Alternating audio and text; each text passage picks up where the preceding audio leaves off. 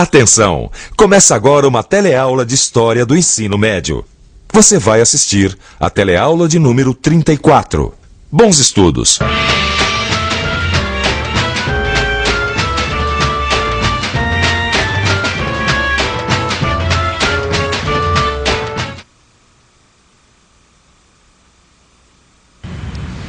Eu estou aqui no Monumento da Independência, em frente ao Museu do Ipiranga. Como você sabe, foi aqui que Dom Pedro I proclamou a independência, libertando o Brasil de Portugal.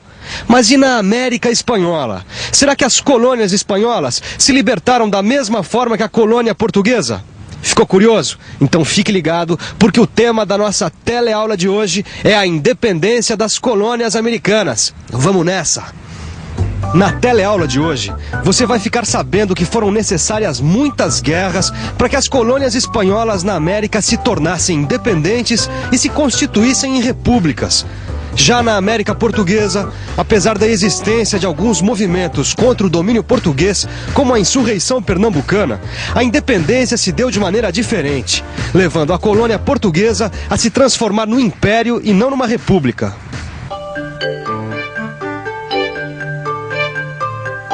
Olá. Bem, na nossa última teleaula, a gente viu que muitos brasileiros e também portugueses residentes no Rio de Janeiro não queriam a volta de Dom João VI para Portugal. Muito pelo contrário, o plano era formar aqui no Brasil o Império Luso-Brasileiro, cuja sede seria no Rio, a Nova Lisboa.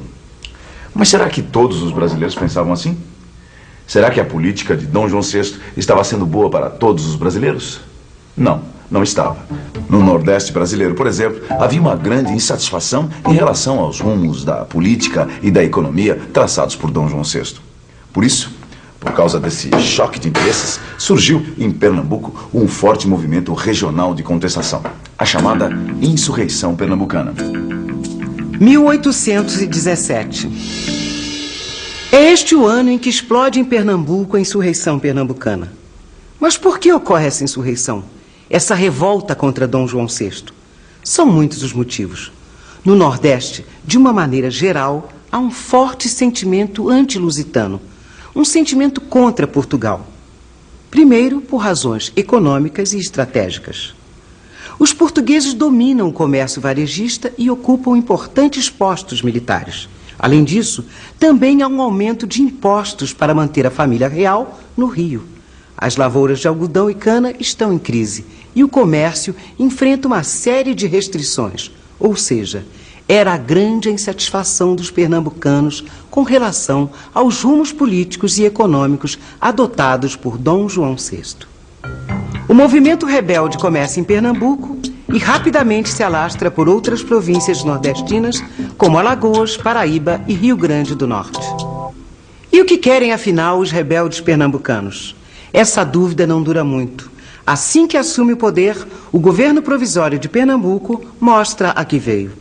A República é proclamada e são asseguradas a tolerância religiosa, a liberdade de consciência e a igualdade de direitos. Mas apesar desses avanços, a escravidão africana foi mantida. Seja como for, a insurreição pernambucana é a mais importante rebelião já ocorrida em terras brasileiras até este momento. Apesar da sua força e importância, a insurreição pernambucana não teve vida longa. Durou apenas 2 meses. A repressão, organizada pelo governo, foi rápida e eficiente. Muitos líderes foram presos, fuzilados e até mesmo esquartejados. Era preciso dar o exemplo, mostrar a todos o poder que o rei tinha. E dessa forma, chegava ao fim o sonho da República no Nordeste brasileiro. Mas em muitas outras partes da América Espanhola, esse sonho, o sonho da República, continuava ainda mais vivo do que nunca. Olha aí, esse é Simão Bolívar, um dos maiores personagens históricos da América Latina. Mas afinal de contas, quem foi Simão Bolívar? O que será que ele fez? Você sabe quem foi Simão Bolívar? Não, não sei. Não sei dizer. Talvez o nome Simão Bolívar também não queira dizer muita coisa para você. Mas para os nossos vizinhos de continente latino-americano, Simão Bolívar foi um herói. Ele liderou a maioria das guerras que levaram à independência das colônias espanholas na América. Mas antes da gente estudar essas guerras, vamos saber o que estava acontecendo na América Espanhola no começo do século XIX. 1807. Você deve se recordar que é nesse ano, em 1807, que as tropas de Napoleão invadem Portugal e obrigam a família real a se transferir para o Rio de Janeiro. Mas não é só Portugal que sente os efeitos da investida de Napoleão. A Espanha também se ressente e muito. Depois de ter sido dominada por Napoleão, a Espanha ainda é obrigada a ver um estranho, José Bonaparte, irmão de Napoleão, sentar-se no seu trono. Nas colônias espanholas, onde o movimento pela independência já vinha tomando forma, essa parece ser a oportunidade de ouro para levar adiante os ideais inspirados na própria Revolução Francesa e defendidos por Napoleão Bonaparte. Mas não é bem isso que acontece. A posição ambígua das elites nativas da América Espanhola, os chamados crioulos, não permite que a independência se dê de fato. E que posição ambígua é essa? É que os crioulos ficam divididos, ficam em cima do muro, entre defender a coroa espanhola deposta por Napoleão ou aproveitar a chance e se libertar de vez do Império Espanhol. Na dúvida, o tempo acaba passando. E quando os Bourbon retomam o poder na Espanha, conseguem também reaver o controle da maioria de seus domínios americanos. Como você viu, grande parte da elite crioula fica dividida entre apoiar ou não as lutas de independência. Mas havia várias pessoas que não tinham dúvida alguma. Uma dessas pessoas era o crioulo Simão Bolívar. Simão Bolívar defendia em seus escritos a autodeterminação da América. Para ele, a América deveria decidir o seu próprio destino. Bolívar dizia que havia uma unidade americana que ultrapassava classe, cor ou raça. Agora, ouça o que ele escreveu. Equilibrada como está a população americana, seja pelo número, pelas circunstâncias, seja, enfim, pelo irresistível império do espírito, por que motivo não se poderão estabelecer novos governos nesta metade do mundo? Além de acreditar na capacidade do povo americano, Bolívar era árduo defensor da república. Para ele, a formação de pequenas repúblicas seria o melhor caminho para a América. As ideias de Simão Bolívar não ficaram somente nos escritos e na teoria. Herói revolucionário, ele pegou em armas, guerreou, lutou. Sua luta, propriamente dita, começou em 1816, na Venezuela. De lá, ele liderou praticamente todas as lutas de independência no norte da América Espanhola.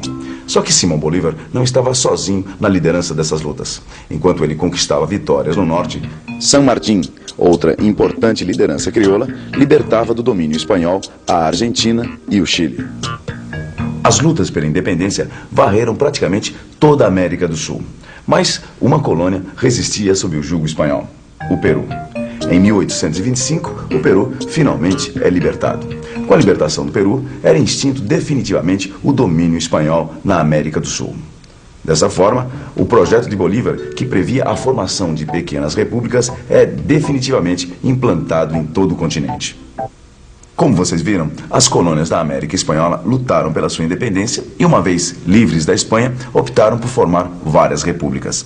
Essa estratégia, adotada pelas elites hispano-americanas, seguia o modelo norte-americano, que também optou por uma ruptura radical e pela república. Mas e a América Portuguesa? Como será que foi a sua independência? Que modelo será que as elites brasileiras seguiram para tornar a colônia independente? É justamente isso que nós vamos ver agora. Abril de 1821. É nessa data que Dom João VI volta finalmente para Lisboa. Dom João volta pressionado por uma revolução, a Revolução do Porto. A Revolução do Porto é um dos muitos movimentos revolucionários que explodem na Europa no ano de 1820. Além de defender a elaboração de uma Constituição, a Revolução do Porto também exige o retorno imediato de Dom João VI. Dom João não quer voltar, mas as pressões são tantas que ele não tem saída. E 8 meses depois da Revolução ter eclodido, volta para Portugal. Mas nem toda a família real o acompanha. No Brasil, fica seu filho e herdeiro, o príncipe Dom Pedro. Não se sabe o que vai acontecer. Será que Portugal vai restabelecer o pacto colonial e o exclusivo comercial? Será que serão fechados os portos novamente? Será que o Brasil de Reino Unido a Portugal voltará a ser simplesmente colônia? Essas questões eram assuntos obrigatórios em qualquer roda daquela época. Por fim, acaba acontecendo o que todos temiam. As cortes portuguesas partiram para a radicalização e exigiram o retorno imediato de Dom Pedro. Como Dom Pedro se recusava a voltar para Portugal, começaram a lhe tirar cada vez mais poderes. A situação se complicava cada vez mais e não restava outra alternativa senão a independência. Mas surgia então uma nova dúvida. Que independência seria essa? Com república, como fizeram as colônias espanholas? Ou uma independência que preservasse as tradições monárquicas? Acabou vencendo a segunda hipótese. O Brasil se tornaria independente. Mas sua unidade política seria preservada pela monarquia, ou seja, por um rei. Na verdade, as elites políticas brasileiras optaram por seguir a tradição monárquica europeia e não o modelo republicano adotado pelos Estados Unidos e pelas colônias espanholas. Um dos maiores batalhadores dessa causa por um Brasil independente e monárquico foi o paulista José Bonifácio de Andrade Silva. José Bonifácio foi ministro de Dom Pedro I e um dos maiores articuladores da independência. Uma independência que para ele deveria conduzir o Brasil para os caminhos da monarquia. Sua estratégia foi isolar e reprimir os dois grupos que para ele eram contrários à ideia de uma monarquia, de um império brasileiro. O primeiro desses grupos era formado por portugueses que eram contrários à independência, os chamados pés de chumbo. O outro grupo era favorável à independência, mas queria que os poderes do príncipe fossem limitados por uma constituição. Esses eram os democratas. Bonifácio temia que esses dois grupos afastassem o príncipe Dom Pedro do apostolado. Apostolado, uma sociedade secreta formada por importantes fazendeiros e políticos. Mas o controle da situação não se limitava só aos esforços de Bonifácio em apaziguar os ânimos aqui dentro. Lá em Portugal, as cortes pressionavam cada vez mais, exigindo o retorno do príncipe.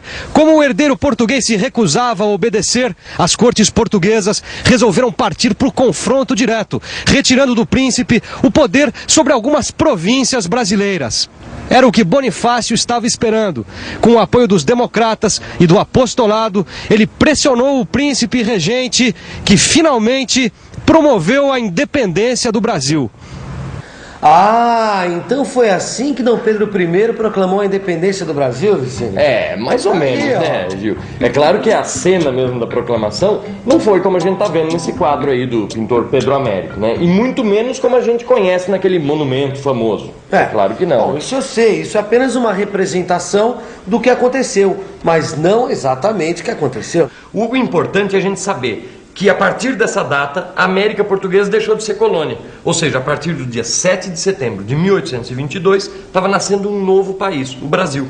Ô Vicente, mas o que aconteceu depois da independência, hein? Ah, meu querido, aí já é assunto para as nossas próximas teleaulas. Porque agora está na hora da revisão. E atenção, se liga aí que é hora da revisão. Na teleaula de hoje, você viu que foram necessárias muitas guerras para que as colônias espanholas na América se tornassem independentes e se constituíssem em repúblicas. Já na América Portuguesa, apesar da existência de alguns movimentos contra o domínio português, como a insurreição pernambucana, a independência se deu de maneira diferente, levando a colônia portuguesa a se transformar num império e não numa república. Como você viu nessa teleaula, a independência na América passou por diferentes caminhos. O caminho republicano, tentado e fracassado no Nordeste brasileiro, acabou vingando na América Espanhola. Já a América Portuguesa trilhou os caminhos da monarquia constitucional. Bem, seja qual for o caminho escolhido, o fato é que todos esses novos países da América enfrentaram desafios bem semelhantes, como a construção do Estado, a manutenção da ordem social e a estabilização econômica. Você ficou curioso para saber como é que esses países lidaram com esses desafios? Então fique ligado, porque esses serão os assuntos das nossas próximas teleaulas. Combinado? Até a próxima!